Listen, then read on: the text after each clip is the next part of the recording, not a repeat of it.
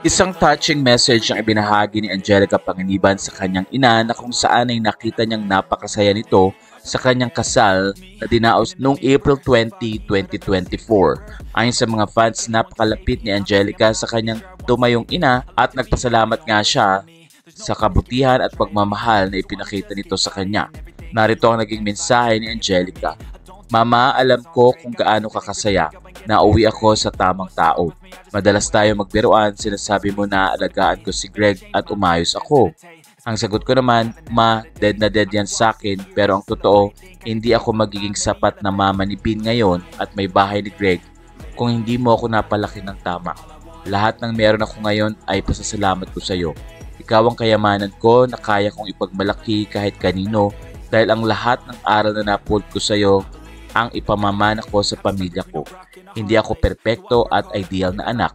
Matigas ang ulo ko at madalas nilalaban ko ang mga gusto kong subukan. Pero hindi mo ako pinigilan o sadyang wala ka nang nagawa.